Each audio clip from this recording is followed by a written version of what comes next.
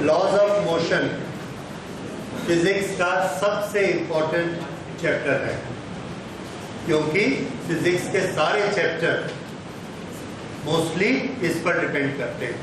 हर एक में कोई ना कोई फोर्स की कैलकुलेशन हमको करनी होती है और इसलिए ये सबसे इंपॉर्टेंट चैप्टर बनता है। मैकेनिक्स में हम लोग इसको पढ़ते हैं और लॉज ऑफ मोशन, जब भी कोई चीज चलती है, मूव करती है, तो कौन कौन से लॉज उसमें अप्लाई होते हैं, ये हम लोगों को पढ़ना है। ओके, इसमें हम क्या पढ़ेंगे? इसमें आप नेट में याद रख सकते हैं, हम लोग फोर्स के बारे में पढ़ते हैं। नंबर 1, फोर्स की डेफिनेशन क्या होती है, फोर्स क्या होता है। नंबर 2, फोर्स को कैलकुलेट कैसे करते हैं। और नंबर 3, फोर्स की कैरेक्टरिस्टिक क्या होती है। ये तीनों को हम बताते हैं और यही है law number 1, law number 2, law number 3। Law number 1 हमको बताता है what is the definition of force, force किसको कहते हैं। नंबर 2 बताता है that force is equal to ma, उसकी कैलकुलेशन क्या है। और नंबर 3 हमको उसकी कैरेक्टरिस्टिक बताता है that whenever we apply force on one body, then this body will apply on this force same and equal and opposite force on the first body. ये उसकी कैरेक्टरिस्टिक है। ओके, इन्हीं लॉज ऑफ मोशन को पढ़ने के लिए पहले हम कुछ शब्दों को समझते हैं। सबसे पहले what is meant by inertia. Inertia, inertia एक बॉडी की इनहेरेंट प्रॉपर्टी होती है। इनहेरेंट प्रॉपर्टी मतलब उसको बाहर से कोई ये कैरेक्टर नहीं देता है, उसके अंदर अपने आप में ये कैरेक्टर होता है। तो ये कैरेक्टर क्या होता है? इनर्शिया। तो आपने केमिस्ट्री में एक चीज पढ़ी है, इनर्ट गैसेस। इनर्ट गैसेस जो कोई एक्शन रिएक्शन नहीं करती, उसी इनर्ट से बना है इनर्शिया। इनर्शिया मतलब कुछ नहीं करने की कैरेक्टरिस्टिक। जैसे एक आदमी खड़ा है, उसको हम बोलेंगे चलो, तो बोलता मैं नहीं चलना चाहता, दैट इज इनर्शिया। एक कार चल रही है और उसको हमने बोला आदमी को ब्रेक लगाओ, कार को रोको, उसने बोला नहीं, मैं अपना पैर हिला के ब्रेक नहीं लगाना चाहता। What is that characteristic? Inertia. इसी तरह से ये इनर्शिया हमारा एक नेचुरल कैरेक्टरिस्टिक है। हर एक का, हर फिनोमिना का नेचुरल कैरेक्टरिस्टिक है। नेचर में जितनी भी चीजें मिलती हैं सबकी, और इसको हमने लॉज ऑफ मोशन में एक पर्टिकुलर लैंग्वेज दे दी है that if a body is at rest then it can not change its condition of rest by itself. अपने आप को अपनी रेस्ट की कंडीशन को चेंज नहीं कर सकती। बाहर से कोई आएगा तो चेंज करेगा, चलाएगा उसको, और हम लोग जानते हैं जो बाहर से आके चलाता है उसको क्या बोलते हैं? फोर्स। इसी तरह से कोई चीज चल रही है तो उसकी अपनी कैरेक्टरिस्टिक है, वो रुकेगी नहीं रुक सकती। It can not stop. कब तक? रोकने के लिए बाहर से कोई फोर्स लगेगा उसको और वो उसको रोकेगा, अदरवाइज वो चलती जाएगी।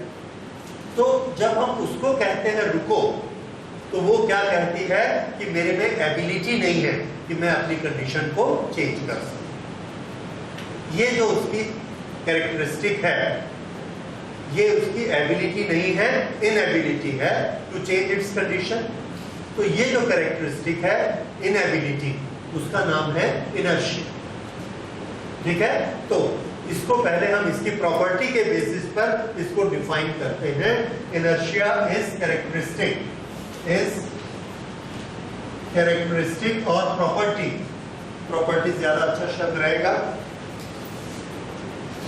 Is inherent property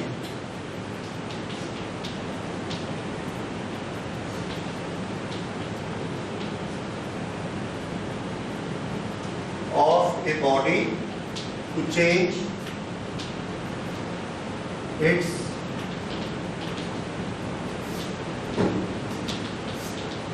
condition of motion.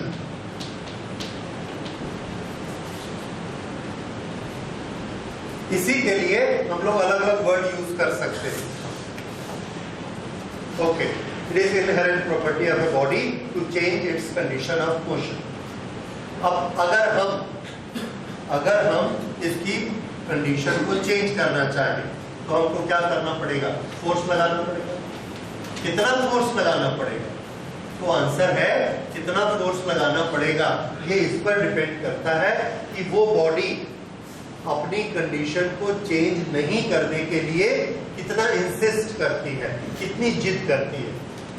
जैसे हम ये गाड़ी चल रही है, हमने इसको बोला रुको और ऐसे उंगली लगाई रुको, नहीं रुकती।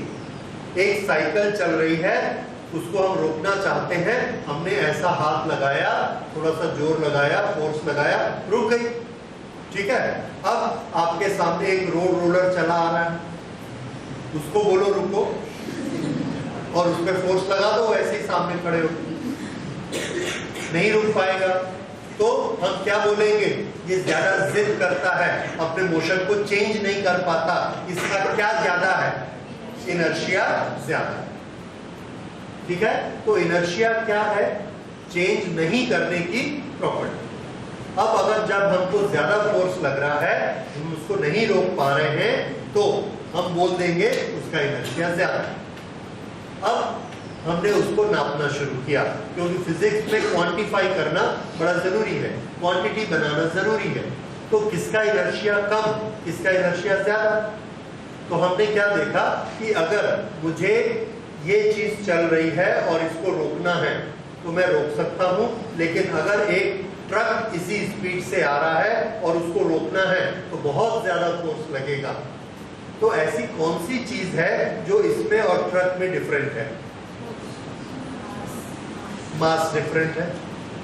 इसको मुझे धक्का देना है, थोड़ा सा फोर्स लगेगा, और एक बड़ी ऑब्जेक्ट को धक्का देना है तो ज्यादा फोर्स लगेगा। ये चलने के लिए नहीं चलना चाहता इनर्शिया के कारण, और मुझे चेंज करने के लिए, इनर्शिया को तोड़ने के लिए छोटा फोर्स लगाना पड़ा, बड़ी चीज के लिए बड़ा फोर्स लगाना पड़ा। तो इन दोनों में मैंने देखा किस चीज का डिफरेंस है? मास का। तो हमने ये बना दिया कि ये ज्यादा इनर्ट है, ज्यादा फोर्स मांगता है, इसलिए इसका इनर्शिया ज्यादा है, क्योंकि इसका मास ज्यादा है। तो इनर्शिया का मेजरमेंट क्या हो गया? मास। तो इसमें लीनियर मोशन, जब हम किसी चीज को लीनियर मोशन देना चाहते हैं तो वो रेसिस्ट करता है, और उसका रेसिस्टेंस किसके प्रोपोर्शनेट होता है? उसके मास के प्रोपोर्शनेट। तो मास को ही हमने इसका यूनिट बना दिया। Inertia in linear motion, inertia in linear motion is measured by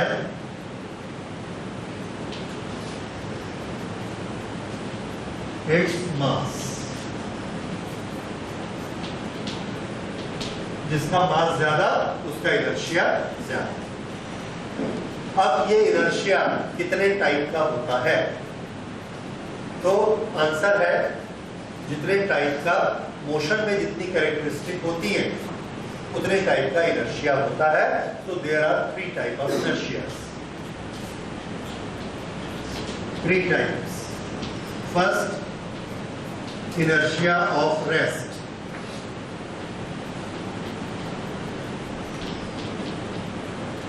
second, inertia of motion.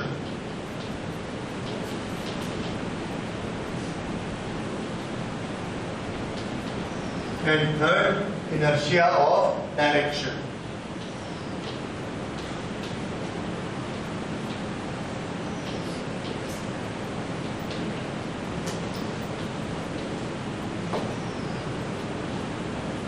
Okay, इसका क्या मतलब है?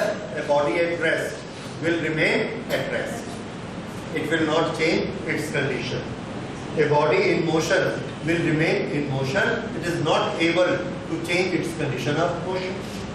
This body, a body is moving in a particular direction, cannot change its direction. It will keep moving in the same direction. ये हो गया inertia.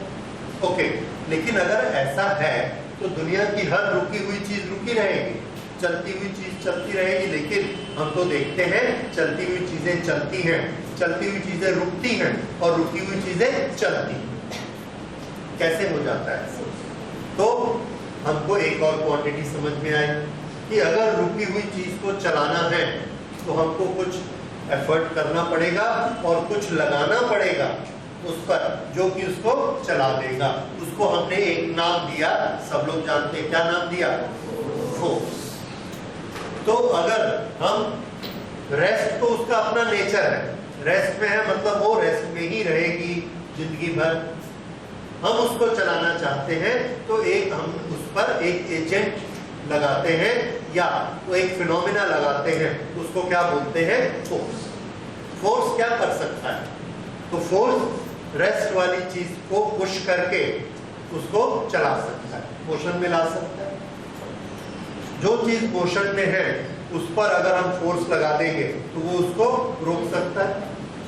इसी तरह से जो चीज सीधी ऐसे जा रही है उस पर फोर्स लगा के हम उसको डायरेक्शन चेंज कर सकते हैं। तो फोर्स एक ऐसी चीज है जो इन तीनों को बदल सकता है, और ये तीनों क्या है? Inertia. So force is something which can change condition of inertia. ये है फोर्स की डेफिनेशन। तो इन दोनों चीजों को मिलाकर, फोर्स की डेफिनेशन और इनर्शिया को मिलाकर न्यूटन ने फर्स्ट लॉ बनाया। इनर्शिया पे, एक्सीलरेशन पे, इस पर गैलीलियो ने बहुत काम किया था, और गैलीलियो के लॉज को ही फॉलो करके न्यूटन ने अपना फर्स्ट लॉ ऑफ मोशन बनाया। तो लिखिए first law of motion. First law of motion,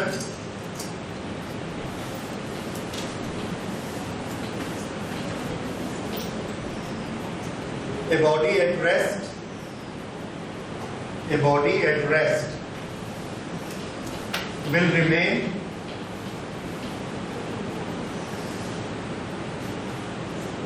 in the condition of rest and a body in motion will keep moving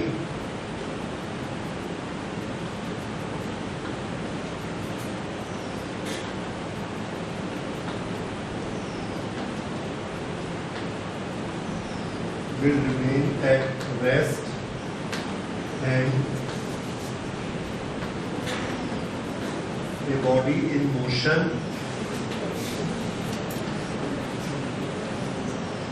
will keep moving। और यहाँ पर एक वर्ड लगाना है आपको, इन द सेम डायरेक्शन। इसको भूलिएगा नहीं, क्योंकि ये तीसरे इनर्शिया को कवर कर लेता है। moving in the same direction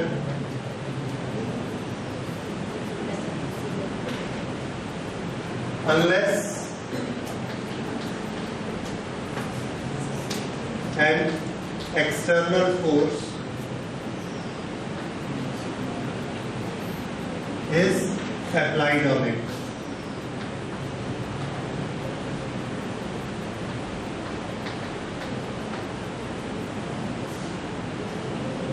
This is first law of motion.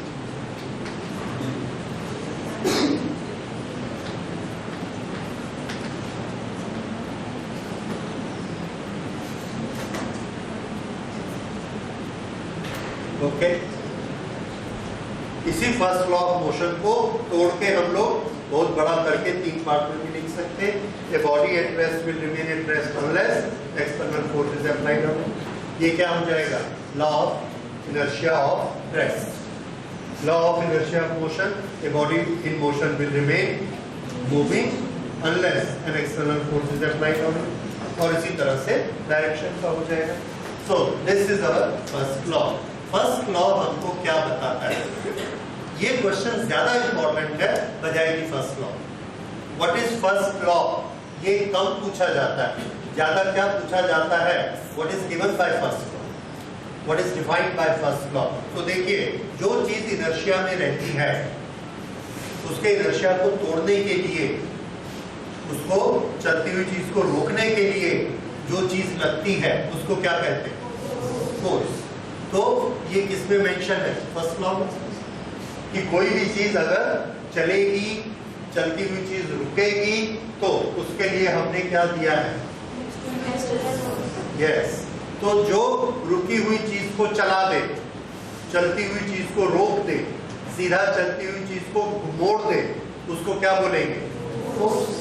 यहां पर हमने इसका नाम रखा and this first law gives us definition of force. तो नोट करिए, first law of motion gives definition of force.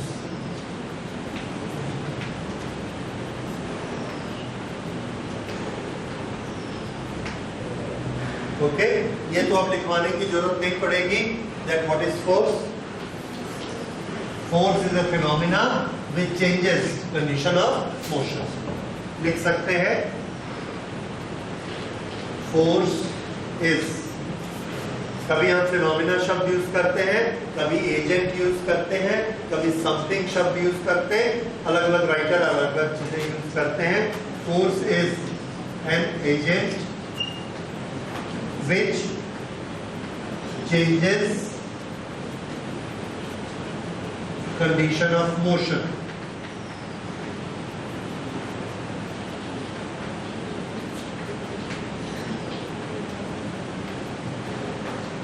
Condition of motion को जो चेंज करेगा उसको क्या बोलते हैं? Force. This is definition of force and it is given by first law. First law को लॉ ऑफ इनर्शिया भी कहते हैं। डेफिनेशन तो ऑफ कोर्स ये देखा है, लेकिन फर्स्ट लॉ का दूसरा नाम क्या है? Law of inertia.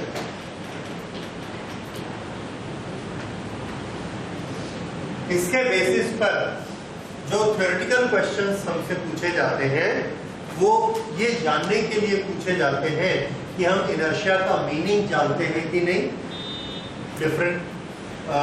Different situations में इनर्शिया को अप्लाई करना जानते हैं या नहीं। जैसे इसके बड़े फेमस क्वेश्चन हैं दैट व्हेन ए बस starts, a person on the seat leans backward. When brakes are applied on a bus, the persons lean forward. Then explain it. We explain it on the basis of inertia. Okay, इसके लिए कुछ tips याद रखिए। सबसे पहली चीज ये आपको बताना है कि कौन सा इनर्शिया लग रहा है, whether it is inertia of rest or inertia of motion। जैसे एक बस जैसे ही स्टार्ट होती है आदमी पीछे झुक जाता है, एक टिल्टेड बैकवर्ड। कौन सा इनर्शिया है? Inertia of rest. And if we apply the brakes and the person leans forward, inertia of motion. तो इनर्शिया वो लेना है जो कि पहले कंडीशन थी। एक चलती हुई बस में ब्रेक लगी तो पहले वो किस कंडीशन में थी? No, motion. पहले वो मोशन में थी और ब्रेक लगी तब रुकी, तो पहले मोशन में थी, इसलिए कौन सा इनर्शिया लगेगा? Inertia of motion. और एक बस स्टार्ट होती है तो पहले किस कंडीशन में थी? At rest. फिर स्टार्ट हुई तो इसमें क्या लगेगा? Inertia of rest. ओके, अब इनर्शिया ऑफ रेस्ट में आप कैसे एक्सप्लेन करोगे? आपको 4 सेंटेंस में एक्सप्लेन करना है कि इनर्शिया ऑफ रेस्ट किस पर लगा, ऑन व्हाट। तो क्या हुआ? ठीक है, थोड़े से आपको वर्ड्स की सीक्वेंस इसको ठीक करनी पड़ेगी। देखिए, हम एक्सप्लेन करते हैं व्हेन ए मोटरसाइकिल और ए बस start, the person sitting on it leans backward. तो क्या होता है, वो जो आदमी है जो ऐसे पीछे झुकता है उसको हम 2 हिस्से में बांट लेते हैं, upper body and lower body. Contact में कौन है बस के? Lower body. इसलिए कांटेक्ट फोर्स किस पर लगेगा? अपर बॉडी में नहीं लगेगा। So a bus is at rest. When it start then force is applied on the lower body of the person. Due to that force, the lower body moves forward. The upper body remains at its place due to inertia of rest. वो अपनी जगह पे rest करता है और lower body आगे चली जाती है। So the person leans backward. ठीक है, अब इसी को मैं उसमें एक्सप्लेन करता हूं। When the bus is moving and it applies brakes, तो देखिए a bus is moving and a person is moving within it. It applies brakes. The lower body of the person is stopped because it is in contact with the bus. The upper body, which is free, keeps moving due to inertia of motion. तो ये शब्द आना बहुत जरूरी है आपके explanation में। Inertia of motion आप बोल रहे हो या इनर्शिया ऑफ स्ट्रेस, एक को बोलोगे ही, सिर्फ स्टोरी लिख के मत आइए, उस शब्द को समझाइए। So upper body moves due to inertia of motion, therefore body of the person leans forward. बस ये 4 सेंटेंस हो जाते। बाकी चीजें भी आपने पढ़ी हुई हैं, जैसे एक कारपेट में से डस्ट को झाड़ते हैं, कैसे करते हैं, कौन सा इनर्शिया लगता है? If we take out the dust particle with help of a stick, कौन सा इनर्शिया है? Inertia of rest. किस पर लगता है ये? On dust particles, right? And what moves? The carpet moves and the dust particle remain at their place. This is inertia of rest. So you know it very well. So this is first law. First law में इससे ज्यादा उन लोगों को तैयार करने का नहीं है. It is good enough. उसके बाद जैसी सिचुएशन आएगी we will see, and now we will understand some more phenomena. Another phenomena before learning this second law we have to understand is momentum.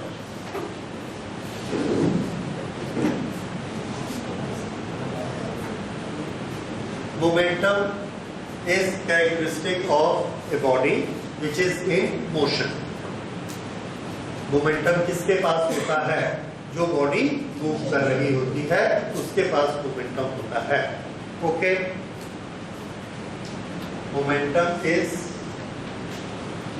Characteristic of a body in motion.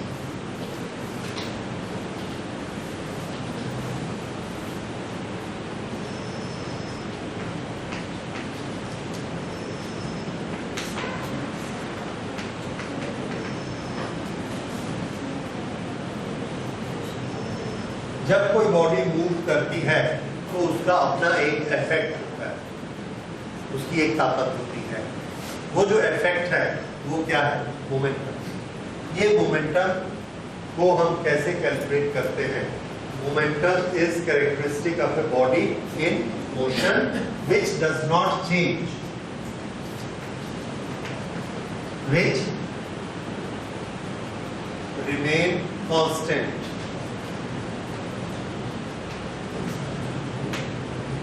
at its own. जिस तरह से inertia characteristic अपने condition of motion को change नहीं कर सकती, उसी तरह से कोई भी सिस्टम अपने मोमेंटम को चेंज नहीं कर सकता.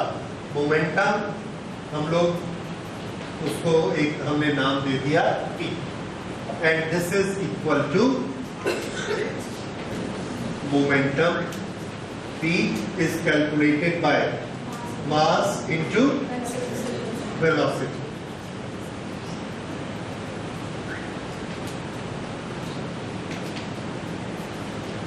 Mass into velocity.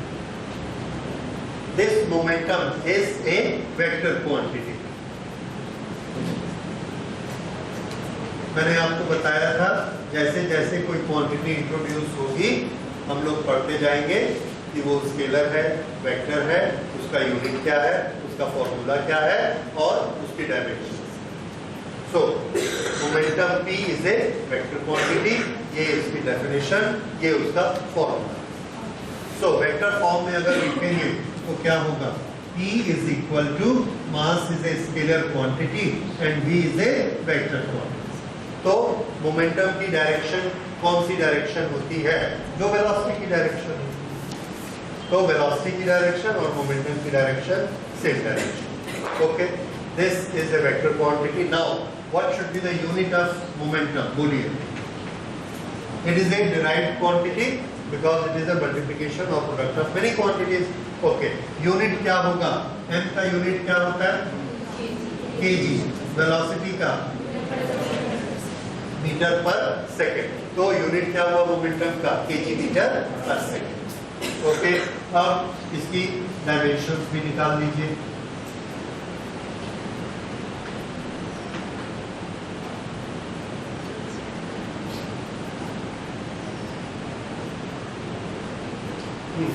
डायमेंशंस बोलिए. बहुत आसान है. m l t minus 1, m l t minus 1, ये इसके dimensions. So this is definition. Scalar और vector, formula, unit and dimensions. So this is momentum. Momentum का कैरेक्टरिस्टिक इसकी डेफिनेशन में आ गया. Remain constant at its own. अपने आप ये अपनी वैल्यू को नहीं बदलता throughout the motion. So this is momentum. अब नेक्स्ट हम लेते हैं मोमेंटम ऑफ ए सिस्टम. इसको किस तरह से कैलकुलेट करते हैं? मोमेंटम ऑफ ए सिस्टम, इसका ये मतलब है if A system is made of two bodies और उन दोनों बॉडीज का सिस्टम बना है, उसका मोमेंटम हमको कैलकुलेट करना है. पहले का मास m1 है, उसकी वेलोसिटी v1 है. दूसरे का मास m2 है, उसकी वेलोसिटी v2 है. तो पहले का मोमेंटम ऐसे, दूसरे पार्टिकल का ऐसे और पूरे सिस्टम का ऐसे plus. So this will give what? Momentum of system. ये हमको बहुत जगह पर काम आएगा. मोमेंटम ऑफ सिस्टम ये इस तरह से हो सकता है. हम कह सकते हैं कि एक गन के अंदर एक शॉट है, बुलेट, और वो बुलेट और गन ये मिलाकर एक सिस्टम बना है और हमने उसको चलाया. जब हम उस बुलेट को चलाते हैं, बुलेट आगे जाती है और गन पीछे जाती है. तो मोमेंटम ऑफ सिस्टम कैसे कैलकुलेट करेंगे? Mass of the bullet into velocity of bullet plus mass of the gun into velocity of the gun. That will give total momentum of the system. ये आपने पिछली classes में भी किए हुए. This is very preliminary. That is known as momentum of the system. Okay. Momentum शब्द को समझने के बाद हम लोग सेकंड लॉ अप्रोच कर सकते हैं. देखिए, now we will write second law of motion.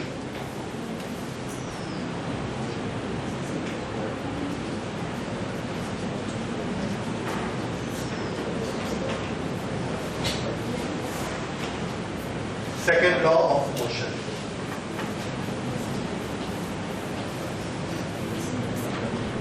एक ऑब्जेक्ट एक वेलोसिटी से जा रहा है, उसका मास m है, उसकी वेलोसिटी v है. इनर्शिया का नियम क्या कहता है? कि वो अपने आप अपनी वेलोसिटी को चेंज नहीं करेगा. अगर उसके पास वेलोसिटी है और मास है तो उसके पास मोमेंटम भी. हम उस पर फोर्स लगाते हैं, फोर्स उसकी वेलोसिटी को चेंज कर देता है. अगर वेलोसिटी को चेंज करता है तो उसका मोमेंटम भी चेंज हो गया. अगर मोमेंटम चेंज हो गया तो हमने क्या बोले कि फोर्स ने मोमेंटम चेंज कर दिया. ओके. एक बॉडी चल रही है, 40 की स्पीड है, हमने ब्रेक लगाई, फोर्स लगाया और 5 सेकंड में वो बॉडी रुक गई. दूसरी बार फिर से वो बॉडी चल रही है, उसी स्पीड से चल रही है. अब हमने फोर्स लगाया तो 5 सेकंड की बजाय 15 सेकंड के बाद जाके वो बॉडी रुकी. ठीक है. उसका मोमेंटम पहले जितना था दूसरे केस में भी उतना ही मोमेंटम है. पहले केस में 5 सेकंड उसको लगा मोमेंटम को जीरो होने में. दूसरे केस में मोमेंटम को जीरो होने में 15 सेकंड लगे. क्यों ऐसा हुआ होगा? क्या चीज में हमने चेंज किया होगा? फोर्स. एक में ब्रेक हमने स्ट्रॉन्ग लगाई, 5 सेकंड में स्टॉप हो गया. दूसरे में हमने कम ब्रेक लगाई, कम फोर्स लगाया, 15 सेकंड में चेंज हुआ. थोड़ा थोड़ा थोड़ा मोमेंटम कम हो गया. तो अगर मोमेंटम हमको धीरे धीरे कम करना है, थोड़ा थोड़ा कम करना है, तो फोर्स कैसा लगाना है? छोटा। और अगर मोमेंट जल्दी कम करना है, बड़ा चेंज करना है, तो फोर्स कैसा लगाना पड़ेगा? बड़ा। यही सेकंड लॉ क्या कहता है? चेंज इन मोमेंटम इतना होगा जितना आप फोर्स लगाओगे। वेरी सिंपल, जितना फोर्स लगाइए उतनी जल्दी वो चेंज हो जाएगा। This is second law. So इसके लिए हमने शब्द बनाए rate of change of momentum in a body. Rate of change of momentum दो तरह से, चलती हुई बॉडी को रोकिए तो भी मोमेंटम चेंज होता है, रुकी हुई बॉडी को चलाइए तो भी मोमेंटम चेंज होता है। दोनों केसेस में फोर्स लगेगा। अगर हमने एक मोटरसाइकिल ली 100 सीसी की और उसका एक्सेलरेटर दे दिया फुल, तो हम क्या देखते हैं? 20 सेकंड में उसकी स्पीड 100 पहुंची। दूसरी मोटरसाइकिल लेके आए 150 सीसी की, उसमें फुल एक्सीलेटर दिया, 10 सेकंड में 100 की स्पीड में पहुंच गया। तो मोमेंटम किसमें ज्यादा चेंज हुआ? फर्स्ट में 20 सेकंड लगे, दूसरी में कितने लगे? 10 सेकंड लगे। फास्ट चेंज किसमें हुआ? दोनों 100 पहुंची ना, तो पहली वाली को तो 20 सेकंड लगे, दूसरी को सिर्फ 10 सेकंड लगे, तो चेंज दोनों 100 तक पहुंची है। यस, फर्स्ट को लगे ऐसे 20 सेकंड और दूसरी मिल गई 10 सेकंड, तो सेकंड वाले में चेंज ज्यादा हुआ। फोर्स हमने किसमें ज्यादा लगाया? सेकंड को। 150 सीसी की गाड़ी। तो हमको एक चीज समझ में आई कि अगर आपको मोमेंटम जल्दी जल्दी चेंज करना है, जल्दी ब्रेक लगानी है, जल्दी स्पीड बढ़ानी है, तो हमको फोर्स ज्यादा लगाना पड़ेगा। सबको समझ में आता है? और यही सेकंड लॉ। तो सेकंड लॉ हमको क्या देता है? Rate of change of momentum is proportional to force applied. Rate of change of momentum is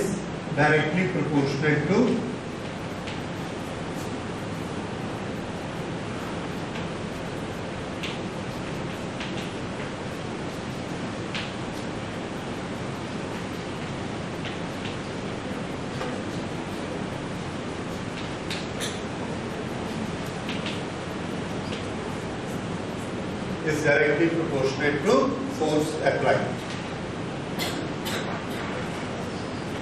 okay, ये हमारा सेकेंड लॉ है। एक चीज याद रखिए, आपने क्लास 10th में भी इसके बारे में पढ़ा है, जब भी पूछा जाता है 9th में। Okay, what is second law? We say F is equal to F। याद रखिए, this is not second law. Second law क्या है? ऐसा कर दो या इस सेंटेंस को ऐसा कर दो, the force applied is directly proportional to rate of change of momentum. That is correct. पर लॉ ये, इस लॉ से हमने एक डेरिवेशन किया, उस डेरिवेशन का रिजल्ट क्या है? F is equal to M। Okay, वो डेरिवेशन 2 लाइन का डेरिवेशन है। We will do it. A body is moving with certain velocity v1।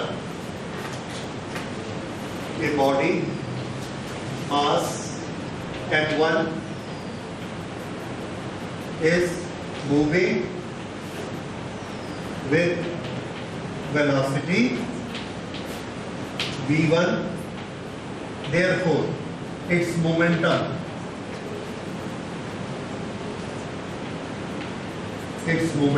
p1 is equal to m1 v1.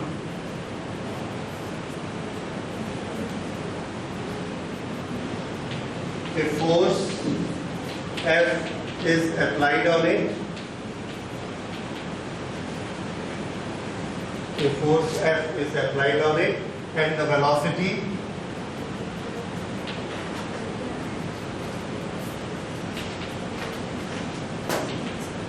change to v2. The momentum is p2, which is equal to mv2. One एक ही body है तो हमको m1 m2 मानने की जरूरत नहीं है, mv1 and v2। ये मोमेंटम चेंज हो गया। Okay, change F is applied on it. यहां पर एक छोटी सी चीज लिखिए, for time t. कितनी देर तक हमने ब्रेक लगाई या कितनी देर तक एक्सीलरेटर दिया, t time, for time t. Then change of momentum. Change of momentum is equal to P2 minus P1. This is equal to and V2 minus V1. ये है change in momentum. Final momentum minus initial momentum. Okay, ये है change in momentum. अब इसमें एक शब्द और जोड़ देते हैं, rate of change. Rate of change. तो रेट ऑफ चेंज के लिए हमको टाइम से डिवाइड करना है, तो this is n v2 minus v1 divided by time t. This okay. Now v2 minus v1 is change in velocity divided by time is acceleration. So this becomes mass into acceleration. So this is mass into acceleration.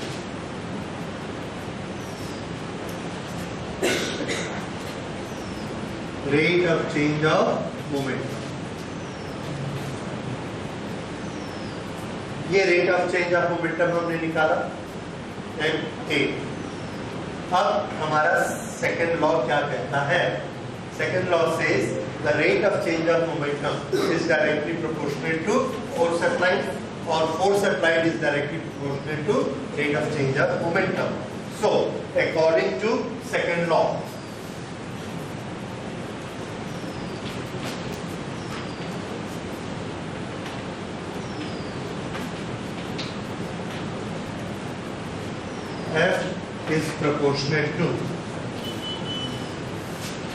F is proportionate to क्या हो गया? M into K. और F is equal to एक constant हमने लगाया K, M into A.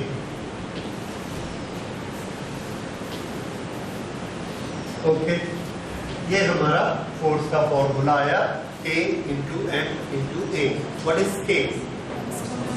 Constant of proportionality. अब हमने क्या किया? फोर्स की एक डेफिनेशन बनाई. फोर्स की डेफिनेशन इस तरह से बनाई कि उसमें हमने K को 1 कर दिया. ये कैसी डेफिनेशन है? तो हमने ये कहा, फोर्स के पहले हमको क्या मालूम था? मास का यूनिट क्या होता है? 1 kg. एक्सेलरेशन का यूनिट क्या होता है? 1 metre per second square. Okay, तो हमने ये कहा 1 kg का मास लीजिए, उस पर कुछ फोर्स लगाइए, इतना फोर्स लगाइए कि इसमें एक्सेलरेशन आ जाए. कितना एक्सेलरेशन आ जाए? 1 मीटर पर सेकंड स्क्वायर. कुछ फोर्स लगाएंगे तो आएगा.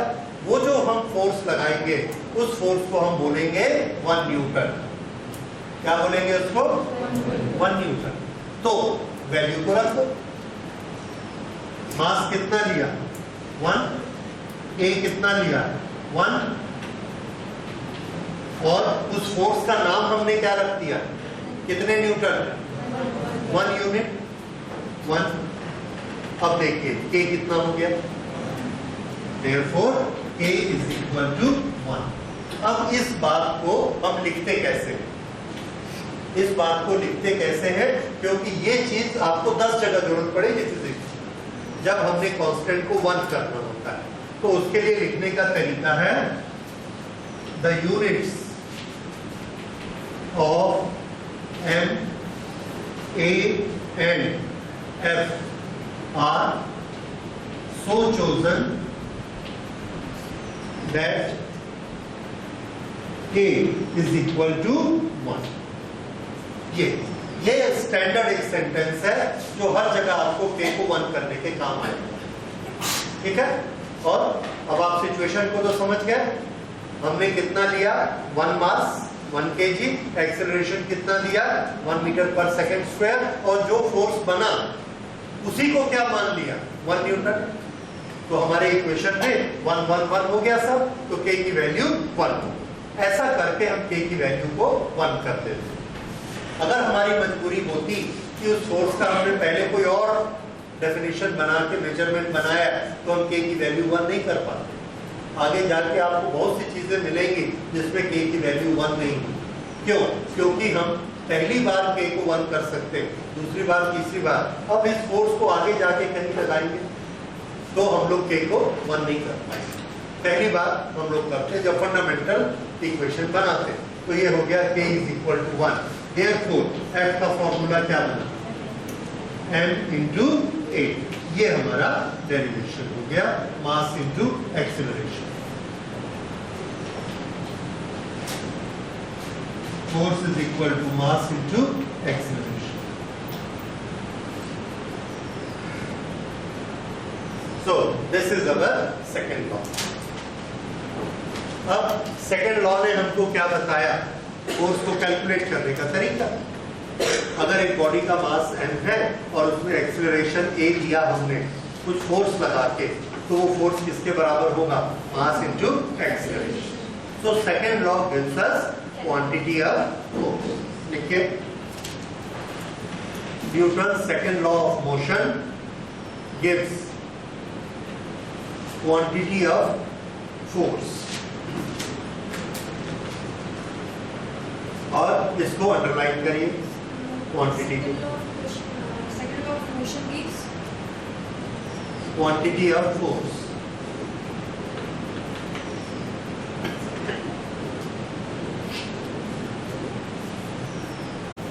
What is meant by impulse? एक और शब्द आया, impulse. Impulse किसको कहते हैं?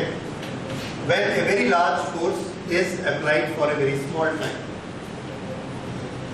ये थोड़ा सा टेक्निकल लैंग्वेज हो गई। ओके, ऐसा समझिए आप सड़क पर खड़े हैं, ठीक है, इधर देख रहे हैं और इधर जा रहे हैं। तो जैसे ही पैर आपने सामने रखा, एक कार आई या मोटरसाइकिल आई और उसका चक्का पैर के ऊपर से, अगर उसका चक्का आपके पैर के ऊपर से निकल गया, बड़ी स्पीड से आ रही थी और उसने बचाने की कोशिश की, लेकिन थोड़ा सा ऐसा करके निकल गया, पैर में दर्द होगा कुछ, लेकिन क्या आपका पैर कुचल के खत्म हो गया? नहीं, ठीक है। दूसरे केस में क्या हुआ कि आपने ऐसा पैर रखा, एक मोटरसाइकिल आई 200-300 किलो की होगी और आके उस पर खड़ी हो गई। अब अगर खड़ी हो गई तो आपका दर्द कैसा होगा? ज्यादा कि कम? ज्यादा। वही मोटरसाइकिल जब निकल कर जाती है तो दर्द कम होता है, बहुत स्पीड से जाती है तो हमको पता भी नहीं चलता, लेकिन अगर वो खड़ी हो जाती है तो हमको दर्द ज्यादा होता है। किस चीज का अंतर है? कौन सी फिजिकल क्वांटिटी का डिफरेंस है? आंसर है टाइम का डिफरेंस। पहली बार उसने कितने टाइम तक फोर्स लगाया? For a very small time. और दूसरी बार उसने कैसा लगाया? बहुत ज्यादा टाइम तक लगाया। तो जब एक फोर्स, लार्ज फोर्स, बहुत थोड़े से टाइम तक लगता है तो उसके इफेक्ट को हम कहते हैं इंपल्स। ऐसे forces, impulse is a type of force which is applied for a very small time. Large force for a small time. That is impulse. तो impulse का आप लोग को सबको आइडिया है, जब पिताजी का तमाचा लगता है तो क्या होता है? A large force for a small time. That is a impulse. ठीक है? तो ये इम्पल्स के एग्जाम। तो अगर हम इम्पल्स का ग्राफ बनाते हैं तो देखिए, ये है फोर्स और ये है टाइम। तो ऐसा ये फोर्स लगा, पर इस फोर्स ने टाइम कितना लिया? It is a very small time. एकदम से फोर्स बढ़ा और तुरंत कम। ये है इम्पल्स, ठीक है? तो नोट करिए, impulse, a large force applied for a small time create impulse.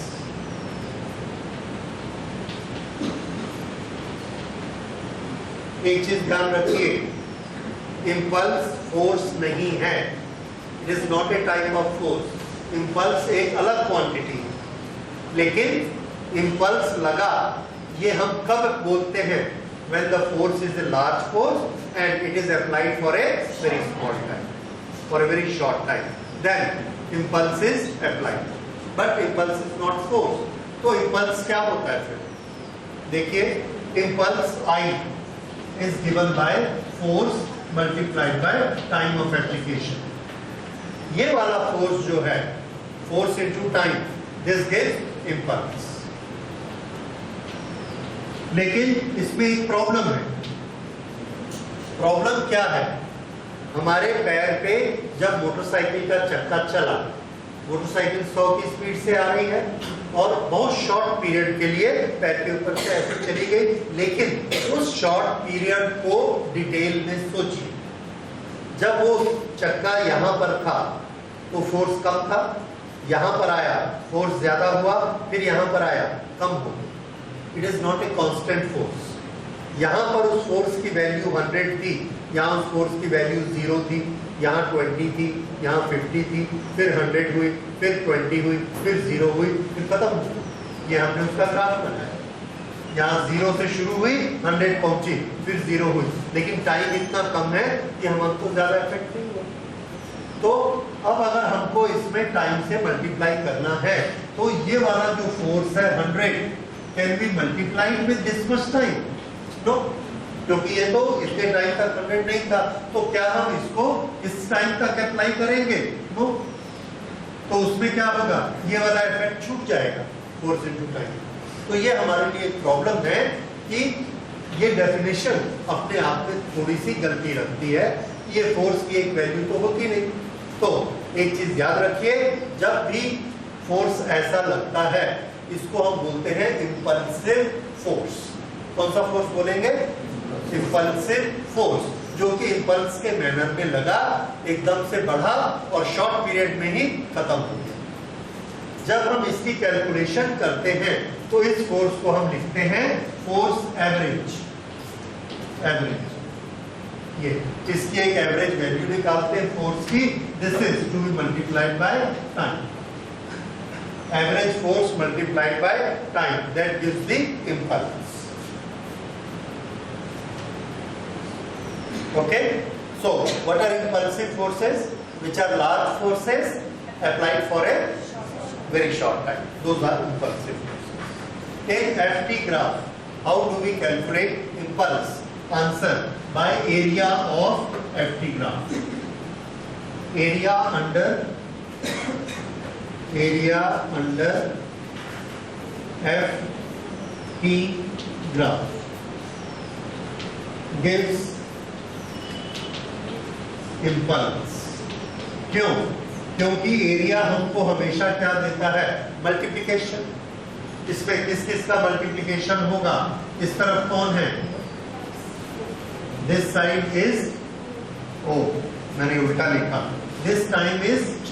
This is time and this height is force. This is force, this is time. So for a very small time, this is the force. तो इसका area हमको क्या देगा? Length into width, force into time. और force into time क्या होता है? Impulse. Therefore, area of FT graph gives impulse. अच्छा, अब impulse नापने का एक और तरीका जो कि हम लोग हमेशा यूज करेंगे। अब तक हमको ये पता लगा कि इंपल्स का फॉर्मूला क्या होता है? Average force multiplied by time. Average force multiplied by time, इसका हमारे पास एक और फॉर्मूला है। अभी अभी हमने बनाया, फोर्स क्या होता है? Change in momentum divided by time. अभी आपने किया था। तो इसको अगर हम वैसा रखते हैं तो इंपल्स इसके बराबर होगा। देखिए, impulse I is equal to, force को क्या लिखना है हमने? Change in momentum divided by time. Change in momentum क्या था? mv2 minus mv1 divided by time. ये किसके बदले लिया हमने? फोर्स के बदले। This is to be multiplied by time t। ठीक, ये कैंसर। तो ये क्या हुआ, mv2 क्या था, मोमेंटम, mv1 क्या है, मोमेंटम। तो ये दोनों क्या है, change in momentum, change in momentum. ये होता है आई का कैलकुलेशन, चेंज इन मोमेंटम। फिर से देखिए, जब इंपल्स को कैलकुलेट करना है इस तरीके से हम कैलकुलेट नहीं कर पाएंगे। क्यों नहीं कर पाएंगे, क्योंकि फोर्स की एक वैल्यू तो होती नहीं, फोर्स की वैल्यू बदलती है, उसका ग्राफ कैसा है, इतनी जल्दी सब कुछ हो जाता है, हमको पता ही नहीं चलता कितना फोर्स कितने टाइम तक लगा, टाइम बहुत छोटा होता है, हम कैलकुलेट नहीं कर सकते। इस तरह से इस फॉर्मूले से हम इंपल्स को कैलकुलेट नहीं कर सकते। तो हमने डेरिवेशन में पकड़ा उसको, impulse is equal to force into time, but force is equal to rate of change of momentum, rate of change of momentum। तो T कैंसर हुआ, ये क्या बचा, चेंज इन मोमेंटम। तो चेंज इन मोमेंटम अगर हम कैलकुलेट कर ले, चेंज इन मोमेंटम क्या होता है, ये, तो ये हमको क्या देगा, इंपल्स, राइट। अब देखिए चेंज इन मोमेंटम कैसे होता है। एक क्रिकेट की बॉल आ रही है, उसका मास है 0.5 kg, उसकी वेलोसिटी है 5 meter per second, v is equal to 5 meter per second, ठीक है।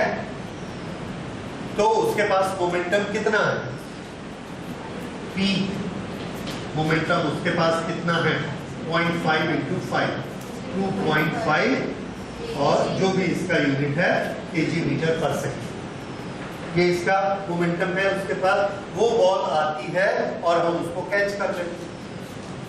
जैसे ही हम उसको कैच करते हैं उसकी वेलोसिटी क्या हो जाती है, 0। तो उसका मोमेंटम क्या हो गया, 0। तो उसका मोमेंटम नेक्स्ट फाइनल मोमेंटम क्या हो गया, 0। There is a change in momentum. तो जब भी चीज कोई रुकती है और उसमें क्या होता है, चेंज इन मोमेंटम, रुकेगी तो क्या होगा, चेंज इन मोमेंटम। और एक चीज याद रखिए, रुकती है जब कोई चीज, it is a gradual process, it's not a sudden process. जैसे हम अगर बॉल हाथ में लेते हैं तो ऐसे लेते हैं, यहां पर बॉल टच हुई तो उसकी स्पीड है 5 मीटर पर सेकेंड, फिर हो गई 4, 3, 2, 1, 0। तो उसमें 0.2 सेकंड लगा होगा, 0.1 सेकंड लगा होगा, कुछ ना कुछ तो टाइम लगा होगा। तो वो टाइम, ये टाइम, ओके। तो जब भी मोमेंटम चेंज होता है, इसका मतलब आपको समझ में आ रहा है कि मोमेंटम क्यों चेंज होता है, because there is change in velocity, ठीक है। और दूसरी चीज, जब भी मोमेंटम चेंज होता है जरूर कुछ ना कुछ टाइम लगता है, क्योंकि अगर हम दो मॉलिक्यूल को ऐसे आपस में टकराएंगे तो मॉलिक्यूल्स के बीच में भी जगह रहती है, गैप रहता है। ये बॉडी इस बॉडी के साथ टकराएगी ऐसे चलते हुए, तो ये ऐसे रुक गई, फिर ऐसे हो गए, ठीक है। लेकिन ऐसा होने में कुछ तो टाइम लगेगा, 0.00001 सेकेंड, पर उतना तो लगेगा, टाइम हमेशा लगेगा। तो एक चीज याद रखिए, जब भी फोर्स अप्लाई होता है कुछ ना कुछ टाइम लगता है, ओके। तो इंपल्स कैलकुलेट करने का तरीका क्या है, final momentum minus initial momentum. उसके बाद अगर हमने इंपल्स कैलकुलेट कर लिया आई, तो हम एक और काम कर सकते हैं। आई खुद किसके बराबर होता है, I is equal to F into T, average force into time. अगर हम इस टाइम से इसको माइनस कर दें, T2 माइनस P1 अपॉन ये इधर में है, तो ये क्या निकलेगा, force. What is this force, किस पर लग रहा है, तो आंसर है ये फोर्स उस बॉडी पे लगा। किसने लगाया, हमारे हाथ में लगाया, तो ये फोर्स हमारे हाथ में उस बॉडी पर लगाया। इस तरह से हमने उसको कैलकुलेट किया। और आगे जो न्यूटन्स थर्ड लॉ आएगा वो क्या कहता है कि अगर हमारा हाथ उस बॉल पर फोर्स लगाएगा तो इक्वल एंड अपोजिट फोर्स वो बॉल हमारे हाथ में लगाएगा। तो हमारे हाथ पर जो फोर्स लगेगा उसकी कैलकुलेशन क्या हो गई, ये mv2 minus v1 upon time. ये अगर हमने किया तो ये क्या निकला, force mv2 minus v1 upon time. This is force applied. ये सब नोट करिए और इसको याद रखिए। अब एक चीज बताइए, वो इसको देख के कि किसी भी हाथ में जो फोर्स लगेगा, किसी भी टकराने वाली चीज, ऐसी चीज जो वेलोसिटी को जीरो कर दे रही है। जैसे यहां से हमने इसको गिराया और ये जाके नीचे टकराया, इसकी वेलोसिटी क्या हो गई, जीरो। तो जिस चीज पर टकराया उस पर फोर्स लगा होगा, वो फोर्स, वो वाला फोर्स बड़े छोटे टाइम के लिए लगा, गया, टकराया, रुक गया। तो वो कैसा फोर्स है, इंपल्सिव। इंपल्सिव फोर्स की कैलकुलेशन हमने कैसी की, change in momentum divided by time. अब ये बताओ फोर्स और टाइम में क्या रिलेशन हुआ। अगर टाइम ज्यादा होगा तो फोर्स कैसा होगा, कम, इनवर्सली प्रोपोर्शनेट टू टाइम। क्यों, क्योंकि ये चीज तो कांस्टेंट है, हर एक चीज की वेलोसिटी लास्ट में क्या हो जाएगी, जीरो। ठीक है, तो जो फोर्स है वो किसके प्रोपोर्शनेट है, टाइम के प्रोपोर्शनेट है, इनवर्सली प्रोपोर्शनेट। अब इस चीज को लेके 10 एग्जांपल बने, 50 एग्जांपल बने, और यही एग्जांपल हमारे एग्जाम में आते हैं। जैसे एक आदमी जंप करता है, तो जहां पर वो हाई जंप करता है उसके नीचे हम गद्दा क्यों बिछा देते हैं, तो हम ये कहते हैं उसको चोट मत लगे। उसको फिजिक्स से हमने एक्सप्लेन करना। वो ऐसे कूदा, उसकी वेलोसिटी है v, this is a hard surface, और ये v वेलोसिटी से आया और यहाँ पर आकर ऐसे इसकी फाइनल वेलोसिटी क्या हो गई, जीरो। ये जो छोटा सा पीरियड है v से जीरो होने का, अगर ये हार्ड सरफेस है तो this period will be very small, 0.1, मान लो 0.1 सेकेंड। तो फोर्स कितना होगा, change in momentum divided bye 0.1। Okay, अब हमने यहाँ गद्दा बिछा दिया, इतना मोटा गद्दा है, आदमी कूदा ऐसा, इसकी वेलोसिटी क्या है, v। जैसे ही टकराता है वेलोसिटी जीरो नहीं होती, v से पहले थोड़ा कम होगी, फिर थोड़ा और कम होगी, फिर थोड़ा और कम होगी, लास्ट में जाके जीरो हो जाएगी। अभी टाइम ज्यादा लगेगा कि कम, ज्यादा। हमने टाइम बढ़ा दिया, अगर हमने टाइम को बढ़ा दिया 0.3 0.4 सेकेंड कर दिया तो फोर्स क्या हो जाएगा, कम। तो ये आदमी ग्राउंड पे फोर्स कम लगाएगा तो रिएक्शन का फोर्स भी कम लगेगा, तो इस आदमी के पैर में जो फोर्स लगेगा वो कम हो जाएगा, तो उसको चोट नहीं लगेगी। हमको चोट कब लगती है, जब कोई चीज हम पर फोर्स लगाती है, राइट। तो इसलिए उस पर चोट कम लगेगी, फोर्स कम लगेगी। तो ये टाइम इंक्रीज करना, डिक्रीज करना, ये चीज आपको 10 चीजों को एक्सप्लेन करने में हेल्प करेगी। हर एक में इसको ढूंढने की कोशिश करिए।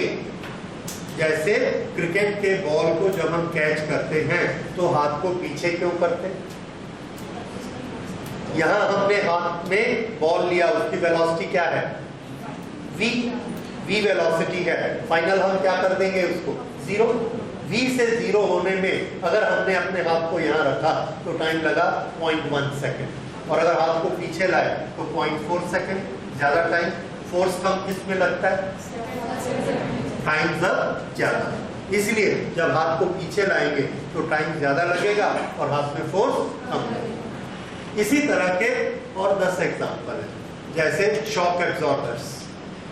कार के, मोटरसाइकिल के जो शॉक एब्जॉर्बर रहते हैं वो किस तरह से काम करते हैं, तो शॉक एब्जॉर्बर इस तरह से काम करते हैं, ऐसे गाड़ी जा रही है और एक यहाँ पे कोई गड्ढा आता है, ये गाड़ी ऐसे गड्ढे में गिरती है।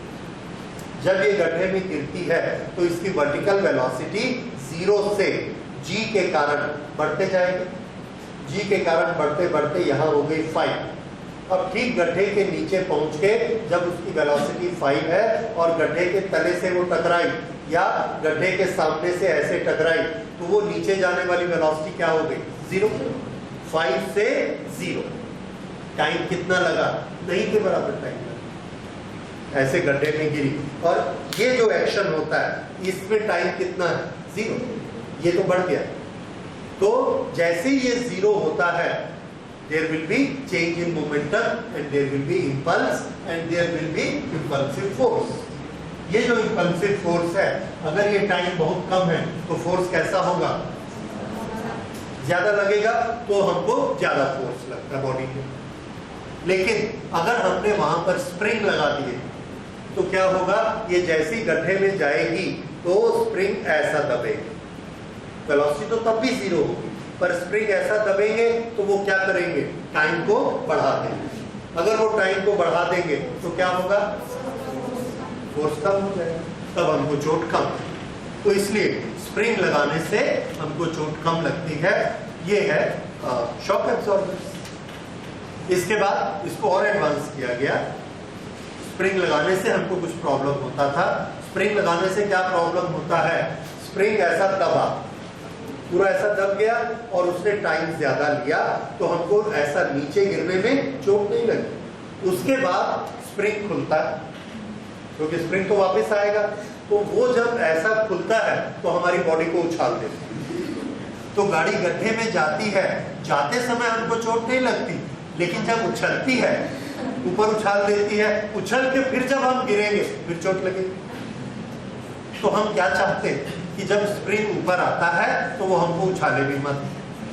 तो उसके लिए एक हाइड्रोलिक सिस्टम होता है, वो आगे मैं बताऊंगा कि जब एक सिस्टम रहता है इसमें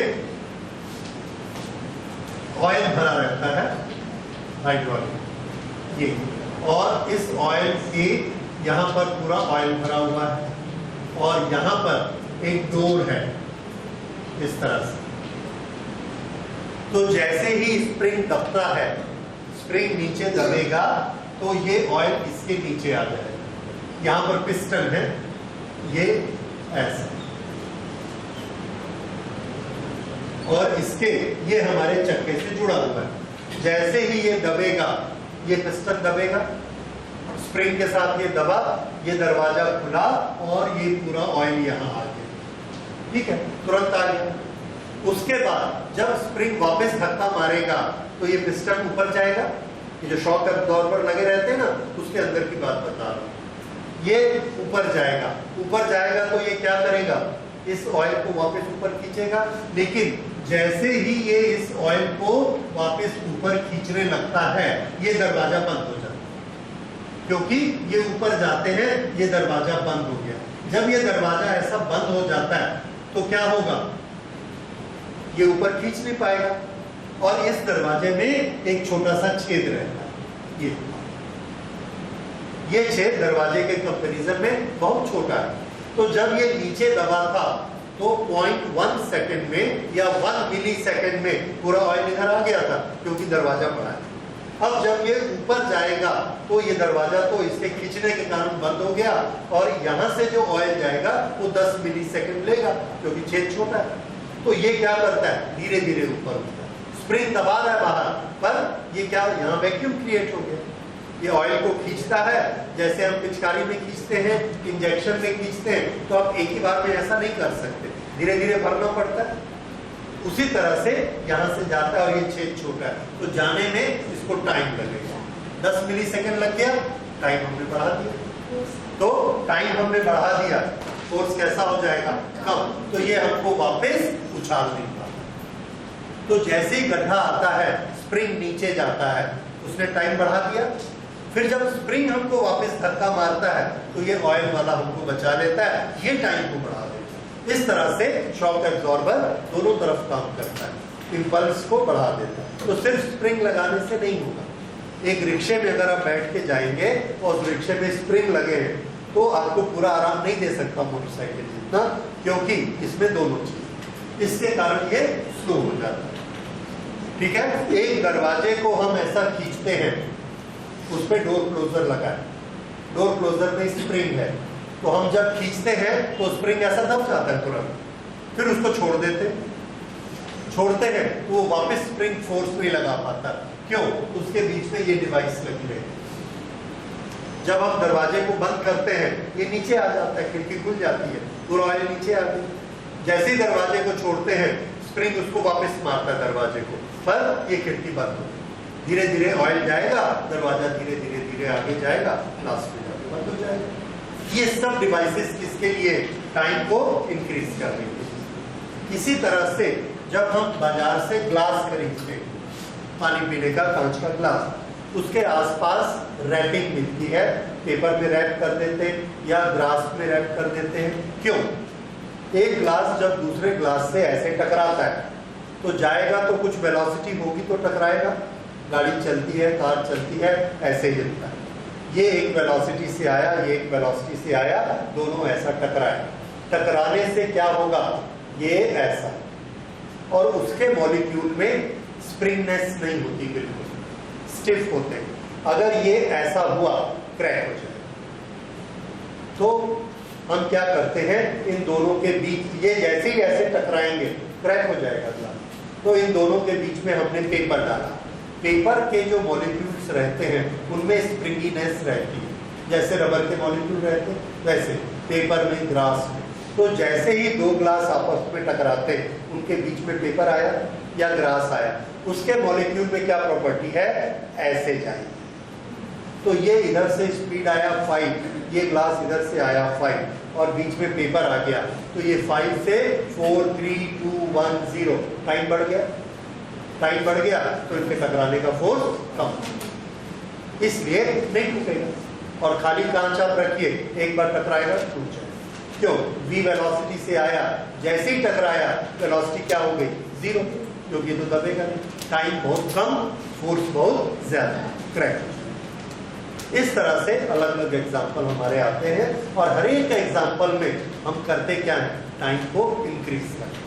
अब आप मुझे एक ऐसा एग्जाम्पल बताइए जिसमें हम टाइम को कम करते हैं और फोर्स बहुत बढ़ जाता है। ये भी तो होगा। अगर टाइम को कम करेंगे तो फोर्स का क्या होगा? बढ़ जाएगा। कोई एग्जाम्पल याद आता है? हम लोग रोज काम करते हैं मोस्टली।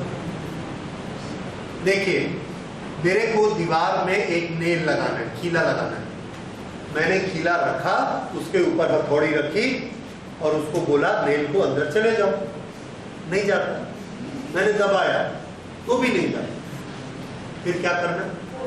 ये सबको मालूम है, उसमें मैं वेलोसिटी लेके आऊं mv, उसके पास मोमेंटम है, हैमर के पास। ये मोमेंटम से गया और जाकर इसने यहां पर मारा। जैसे ही मारा उसकी वेलोसिटी क्या हो गई? 0। There is a change in momentum. अब ये जो चेंज इन मोमेंटम हुआ, इसको टाइम कितना लगा? ऐसा लगा। जैसे इसमें लगा, टाइम इज वेरी स्मॉल। अगर टाइम बहुत छोटा है तो फोर्स कैसा हो जाएगा? बहुत ज्यादा। उतने फोर्स से मैं दबा भी नहीं पाता। समझ में आया? इतना ज्यादा फोर्स होगा कि वो नेल दीवार में चला जाए। This is an example where we increase the force by decreasing the time. कर सकते हैं, ठीक है? So these are all examples of impulse. Impulse के न्यूमेरिकल जब बनाएंगे ऐसे ही हमको उस पर यूज करना। ओके।